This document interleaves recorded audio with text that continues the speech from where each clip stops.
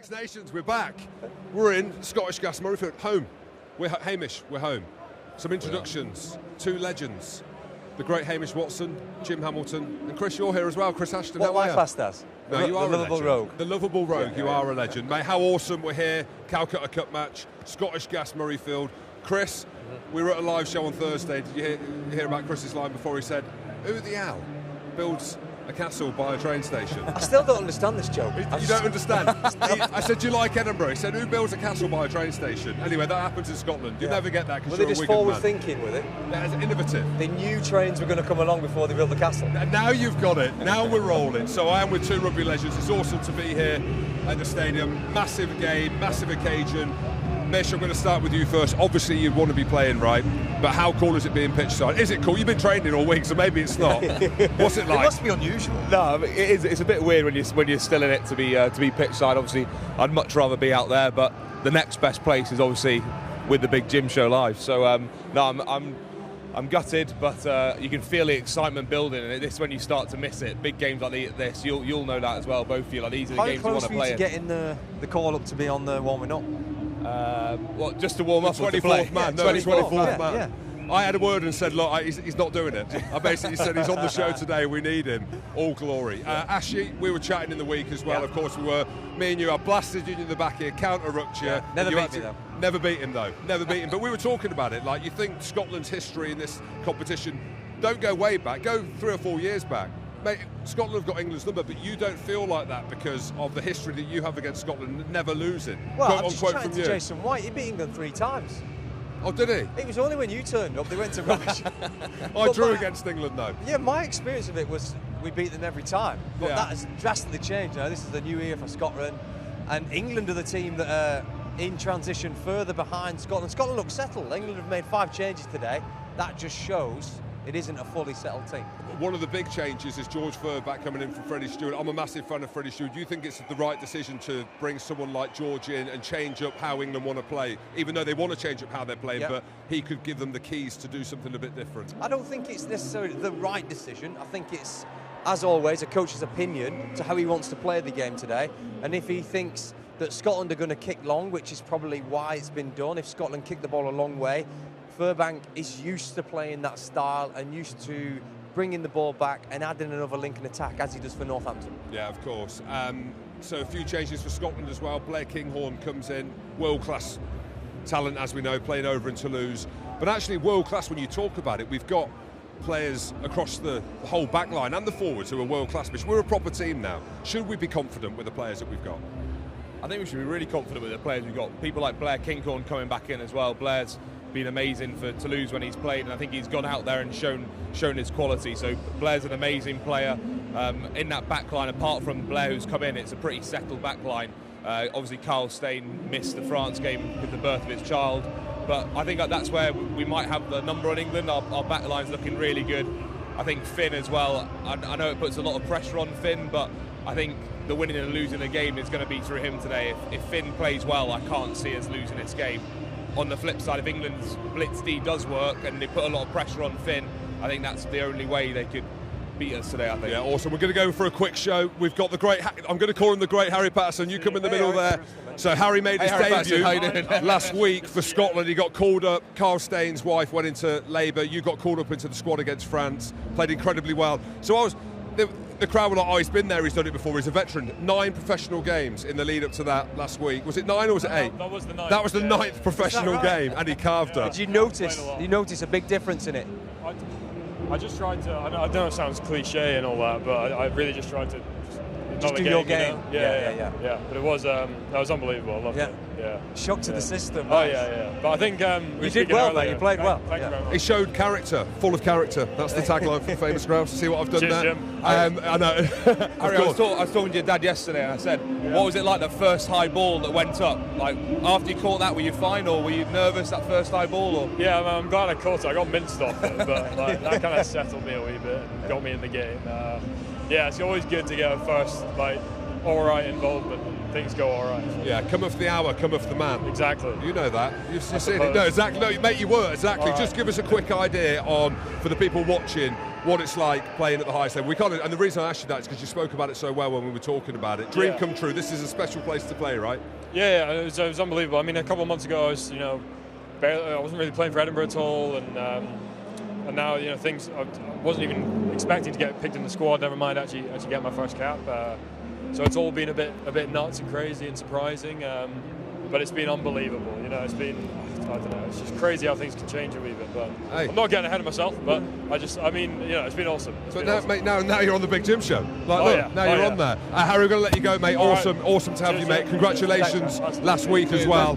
So, how good as well. We're seeing the youngsters come through. We're talking about the talent. People wouldn't have heard of Harry Patterson before. He's come through the system. You know what I mean? There's a lot of changes across rugby at the minute, but to have your homegrown players come through. Like, I stand here with a Northern Hebridean accent when we talk about it, but you got Duan Van Merva, I nearly said it. Duan Mandevo, I can't do it. Sione Muktuapolotu. So you got players that have come through a different way, but to see lads like him come through, I think it's important to identify the lads early as well. Like, we can see England now who have, through any number of reasons, they've lost like 5 years of players and picking younger players to come through. Harry's now played his first cap at 20 years old, 19, 20 years old, however old he is, 9 games in. Now that's what he needs to motivation to get him back in there again and go back to his club. You need to identify these lads young, so you get them in time in a few years when they're ready to go. Yeah, we're mixing it all in. Along the way, we've got another guest coming in, Nathan Evans, who's a TikToker and who's singing. So you talk about pressure. Maybe we'll just talk about pressure before we bring him on. Are this England team under pressure, Ashley, or not? You're close to the team, I'm close to the team. There feels like there's a pressure with them to play a certain way and to appease the fans, to appease the media, and play, and don't go down the boring style, which actually did them so well at the World Cup, and they're the third best team in the world when you look at the World Cup. Yeah, I think there's a balance with it. You want to play an entertaining style of rugby, like we see Ireland play and Scotland play, and you want to do that too, but when your basics and your history of a team, the English team, is based around scrum, maul, line-out, and now in the kicking game, and it's done you so well for so long, but the other teams have moved on in the way that they play, I think it's part to do with the lads as well. They want to play a brand of rugby that they can be proud of and want to enjoy. So I think it's a combination of it all, but they're still trying to find the feet with it. Yeah, we are. We are flip-flopping back and forth, but we're going to bring Nathan. We don't know when we're going to get you. Come in the middle, brother. Okay. How are you? I'm all good, how are you? Mate, with the Big Jim Show live. Yes. You've been watching it, haven't you? Because you're a social media guru, so you've seen this, right? Yes, of course. Of course. Mate, what's it like being pitch side? I mean, did you grow up watching rugby? Is that a part of your life? So I'm a massive sports fan. Like, I watch a bit of rugby here and there, but I'm a massive football fan at heart. So, like, I never really have the time. Like, I'm either going to the football or watching the football at home, but rugby's always something that I've wanted to come and watch. So to be here and to be pitch side, and yeah, it's just the atmosphere already is incredible. Yeah, what's it like? Just give us an idea of being pitch side. Do you think would they be bigger or smaller? No, the guys are definitely bigger. Like, the guys in real life, you think they're big when you're watching them on the TV, but some of the guys are scary. Scary men. Yeah, and it's awesome having lads like you from Scotland as well on your own journey in music and stuff like that. Give us an idea of like how your career's going and where it's going. I know you've brought out a new song as well. Yes, it's been incredible. So, like, in lockdown of 2020, I released a sea shanty, Wellerman. I released that on December 2020, and since then life has just flipped upside down. I went from being a postman, living in my auntie's back bedroom, to now I've got my own house. Like Chris does that. Chris is still there. There's nothing wrong with that. Yeah, it's been crazy. So now, I've just released a new song, Heather on the Hill, getting ready for the album release in September. I've got a tour in Germany next week. So yeah, it's all going well. Yeah. I'm waiting for somebody to wake me up.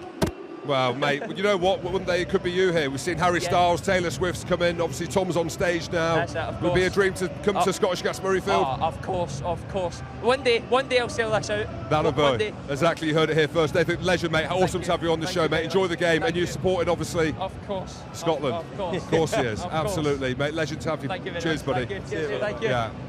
Mate, we've got some Scottish young lads who are coming through. They all just want to be on the Big Jim Show, don't they? That's what it is. He's desperate, of course he was. He had patience tattooed on his neck. Maybe that's a new one for you. He's hard. Yeah. He is hard.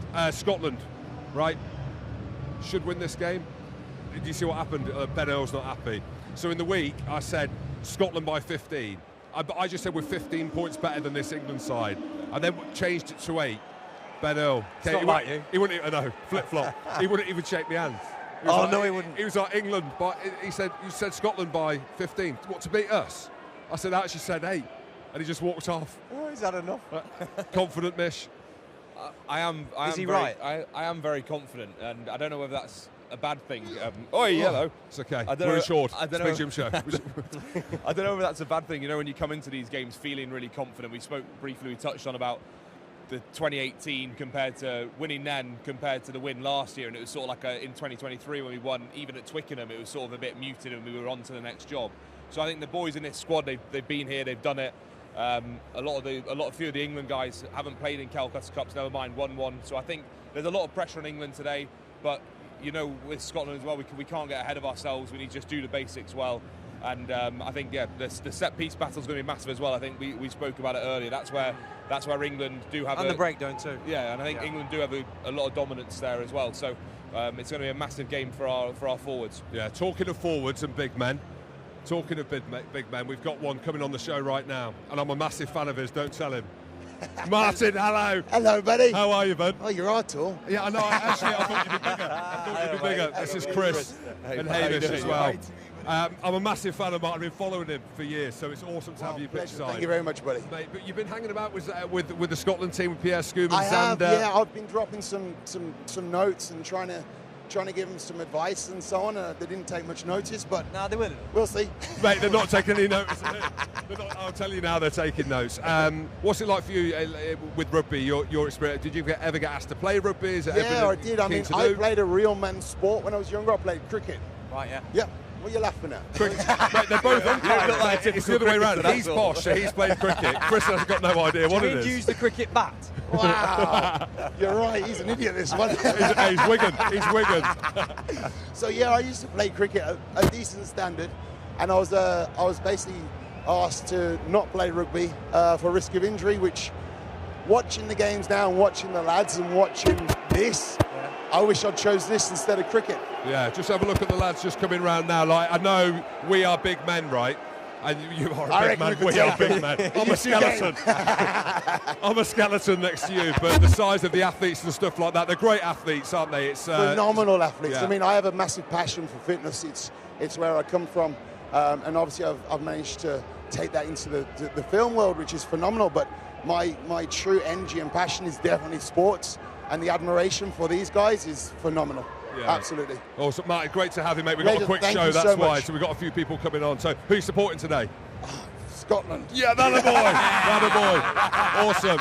We got another guest going to come on straight away. Yeah. Tom Walker's not coming on yet. Martin, cheers, mate. We'll let you go. Pleasure. Enjoy the game, Thank you mate. so So you can much. get back to your Great seat. to meet you. Enjoy Cheers, the buddy. outcomes Take as well. care. Thank you. Bye-bye. Awesome. Right, Tom's coming on. I've got to jump off as well. Have you got to go? I've got to go. Go on, you go. You go and do commentary. Thanks, where are you going? No worries. He's off to commentary, mate. He's off to commentary. We'll leave that on there. Big lad. Mate, it's all big lad, not ashy. Thought it'd be bigger, I'll be honest. Really? It's awesome having different people from different He's industries. about twice as wide as you, though, you've got to remember. Mate, absolutely massive. Like, big fan. He's been in Mortal Kombat. I thought he was the guy that got stabbed in Troy. So I've been messaging him saying, mate, loved you in Troy. He's not even told me that he wasn't involved in Troy. I was like, mate, you're in. You got stabbed in there. Awesome. Mate, this is the game, isn't it, Amish? Eh? Yeah, like, we're smiling from here to it. I know that you could still be playing, but I'm walking into the stadium and I'm loving life. I'm like, to have played here, to have done it, to have drawn against England. Do you know what I mean? But this is the one that, like, we stand here with English accents, right? Yeah. Hamish Watson, you're as Scottish as they come. Yeah. You know, I grew into a man in this stadium, and it's partly playing in these games.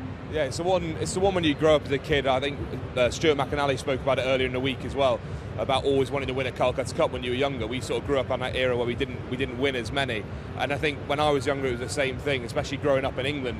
We had two Scottish people in my class, but like us two were the only ones who ever supported Scotland. So just growing up, always wanting to win that game. We spoke about it the other night, losing at age grade, losing at the sevens, lost in 2017. So when we finally beat them, it was an amazing moment for me. And yeah, like you say, we both wish we could be out there today with the boys. Yeah, awesome. And it's going to be about like managing energy, like this stadium, like we speak about it being in the changing rooms, the anthems, the celebrities littered all over the place. You know, there's a real kind of energy around the team, around rugby at the minute, isn't there? Like, as in people are getting, talking of energy, that's what I was thinking. I was trying to do. Tom, you got me. How you doing? You come in the middle. Yes, all good, thank you. Yes, hello. This is Hamish as well. How you doing? Okay.